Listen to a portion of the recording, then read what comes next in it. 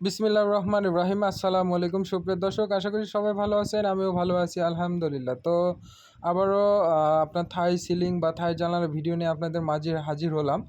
তো আমার নিয়মিত যারা আমার পেজ বা ইউটিউব চ্যানেলে ভিডিও দেখে থাকেন তারা অবশ্যই দেখবেন যে আমি একটা ভিডিও ছেড়েছি। সেটার লোকেশান ছিল আপনার টাঙ্গাইল মির্জাপুর। এখানে আমি ৩টি রুমের না ৩টি রুম করে সিলিং করে দিয়েছি এবং ৪টি থাই জানালা করে দিয়েছি। তো এখানে আমার কাজ একদম কমপ্লিট, আর এখন বাজে রাতের প্রায় ৯টা ৯:৩০। তো আমি বাইরে থেকে আপনাদেরকে জানালাগুলো দেখাতে পারতাছি না, কারণ বাইরে অনেক অন্ধকার।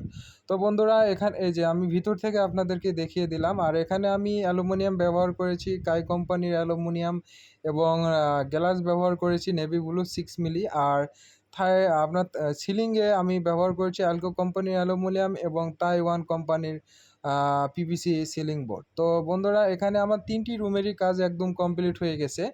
আর এখানে আমি রুমগুলোর মাপ ছিল আপনার 12 ফিট বাই 14 ফিট। আর এখানে আমি স্কোয়ার ফিট হিসাবে নিয়েছি, প্রত্যেক স্কোয়ার ফিট আমি নিয়েছি মাত্র 75 টাকা স্কোয়ার ফিট হিসাবে।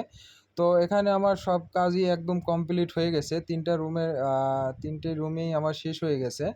তো যারা আমাদের থেকে এরকম থাই জানালা বা সিলিং করে নিতে চান তারা অবশ্যই আমাদের দেওয়া নাম্বারে আমাদের সাথে যোগাযোগ করবেন।